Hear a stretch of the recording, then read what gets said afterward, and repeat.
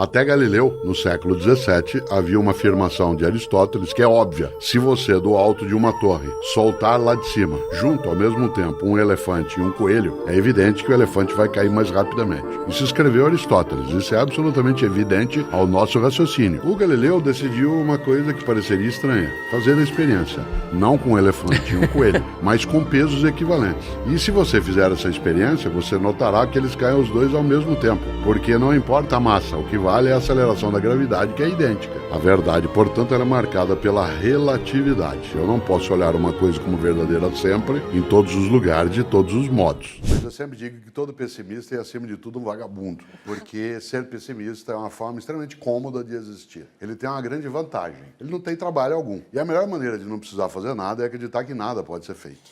Uma das coisas prediletas do vagabundo é sentar e esperar dar errado. Aí você fala assim: mas não está dando errado. Ele fala: espera que você vai ver. O otimista, que é o meu caso, tem um trabalho imenso. Tem que levantar, ir atrás, buscar, chorar, querer desistir, voltar outra vez. O otimista, ele é marcado por aquela música do Maurício Tapajós, do Paulo Sérgio Pinheiro, que é, né, a ideia de pesadelo, em que ele, no trecho da música, diz: eles cortam um verso, eu escrevo outro. Um muro separa, uma ponte une. De repente, olha eu de novo. Qual que é a diferença entre falar sobre e falar de? Falar sobre, você fala de fora. Falar de, você fala de dentro. Dá um exemplo. Eu não sou capaz de falar de discriminação racial. Eu nunca fui discriminado. Eu posso falar sobre. Eu não sou capaz de falar da fome. Eu sou capaz de falar sobre fome. Eu nunca senti fome. Não se confunda fome com apetite. Claro. Apetite é a expectativa de comida. Fome é a ausência de comida. Ora, um teólogo fala de Deus. Isto é, ele tem que falar de dentro para fora. Um cientista da religião fala sobre Deus. Um filósofo tem que ser alguém que não pode ter a crença dentro da ciência em Deus, porque para a filosofia, Deus não é impossível. Ele é improvável. Improvável significa eu não posso provar nem que ele existe, nem que ele não existe. Mas ele não é impossível. Para eu dizer que é impossível, eu teria que provar que não existe. O impossível não é um fato, ele é apenas uma opinião. Cortella, é impossível nós derrotarmos o vírus, na tua opinião. É impossível que alguém acredite que a Terra não seja esférica, na tua opinião. Interessante. A ideia de que o impossível, ele não é um fato, mas ele é uma perspectiva, alimenta sem dúvida a nossa condição. Não se confunda sonho com delírio. Sonho é aquilo que ainda não é, mas pode ser. Ele tem viabilidade, mesmo que ele não esteja próximo. Delírio é um desejo que não é viável. Exemplo, eu, Cortella, sonho que a gente tenha uma nação mais cordata, mais convivente, mais digna na sua forma de presença. Isso é um sonho, não é um delírio. Eu sonho que nós não tenhamos discriminação, recusa, segregação. Isso é um sonho. Eu sonho em ser o melhor jogador de futebol da FIFA na Copa de 2022. Isso é delírio. Disse: não, mas isso você rezar bastante. E se minha mãe fizer novena? Lamento. Há limites. A vida, de fato, ela é curta para ser pequena. Pequena significa quando você e eu admitimos: eu faço o que eu posso. É interessante. Várias vezes na vida você encontra a síndrome do possível. Várias vezes no teu cotidiano o possível aparece como sendo o caminho mais confortável. Há pessoas que, quando você apresenta alguma questão para ela, ela olha e diz de modo desalentado, usando reticências ao final, que aí eu faço o que eu posso. Diz: gente, nós temos que dar maior integração à nossa atividade e eu faço o que eu posso. Esta ideia do eu faço o que eu posso, com reticências, com 3 pontinhos, ela é desistente. Ela é a marca da mediocridade. Há um outro modo de dizer, viver e sentir essa frase, que é, no lugar de colocar reticências, colocar um ponto de exclamação. E aí, em vez da frase ser eu faço o que eu posso, ela se torna eu faço o que eu posso. Isto é, eu não deixo de fazer o que pode ser feito.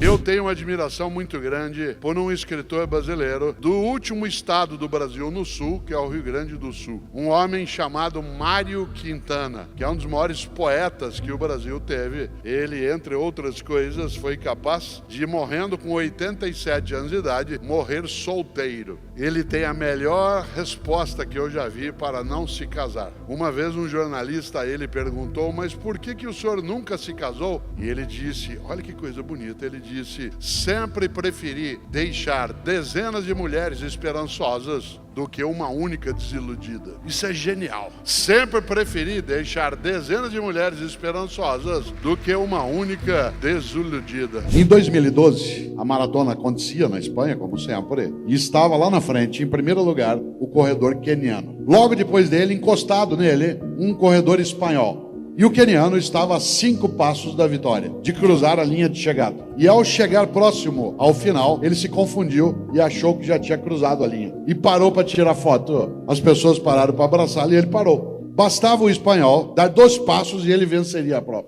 O que fez o espanhol? Começou a gritar com o queniano, em espanhol. O queniano não entendeu o idioma e não entendeu a situação. E o que fez o espanhol? Grudou no queniano pelo calção e o empurrou na linha de vitória. Evidentemente, a imprensa inteira veio em cima do espanhol. E um jornalista colocou o microfone na boca do espanhol e fez a pergunta óbvia. E o mais bonito é que o espanhol não entendeu a pergunta. Por que você fez isso? E ele disse: isso o quê? Ele não entendeu a pergunta por uma razão. Porque ele não achou que houvera outra coisa a fazer senão aquilo que ele houvera feito. Até bandido da pior qualidade respeita a mãe. O sujeito está aqui na Afonso Pena, às vezes dentro de um banco, um monte de arma em cima do gerente de um banco, tentando impedir que a polícia entre. Em volta está a polícia militar, a área civil, a pessoal de bomba, tudo. Ele nem se mexe. O que a polícia faz? Chama a mãe dele. E lá vem a dona Maria com aquela bolsinha, entra dentro do banco, olha para ele e fala assim: sai daí, menino! Ele faz. A mãe é o último reduto que você não quer envergonhar. Se a pessoa que te deu a vida se arrepender de ter feito isso, aquilo que você fez, você não devia ter feito. Tudo que não puder contar como fez, não faça. Olha que frase simples. Tudo que não puder contar como fez, não faça. Porque se há razões para não contar, essas são as razões para não fazer. É claro que Kant não está falando contra a privacidade, contra a intimidade. Está falando contra a falta de vergonha. Tudo que você não puder contar, porque você vai ficar envergonhado, isto é, vai perder potência de vida, vai ficar triste, não faça. Quem fumava, como era o meu caso, fumava em qualquer lugar. Pouco a pouco foi se entendendo que isso não era adequado. Nos aviões, só quem tem mais idade vai lembrar, se fez uma divisão. As primeiras 15 fileiras já não se fumava, as 15 outras podia. Depois se proibiu quando o voo era de menos de 1 hora. Depois se proibiu em qualquer voo. Atenção, nos auditórios há 30 anos, havia nas cadeiras até um cinzeiro no braço da cadeira ou na parte de trás. E quem fumava, fumava à vontade. Há 20 anos começou a aparecer nos auditórios uma plaquinha que era: pede-se não fumar. Pede-se, por favor. Há 10 anos a plaquinha era: proibido fumar. Agora, se você entrar em vários ambientes, não tem mais a plaquinha. Não precisa. Por quê? Porque houve uma convicção interior e houve uma pressão exterior. Pessoas dizem assim: no Brasil essas coisas não funcionam. Não é verdade. Em 1994, apareceu, e na sequência para o país todo, a legislação sobre o uso de cinto de segurança. A obrigatoriedade. Muitas companhias já usavam o cinto de segurança, independentemente da lei. Quando a lei apareceu, como tem multa para quem não está de cinto de segurança, muita gente começou a usar o cinto só por causa da multa. Hoje, você entra no carro e você não lembra da multa. Você puxa o cinto na hora. Mas às vezes você esquece. E aí a indústria fez o seguinte: o carro não dá partida se o motorista não tiver com o cinto. Ou começa a apitar um ruído, ou teu filho ou filha do banco de trás diz: pai, o cinto, mãe, o cinto.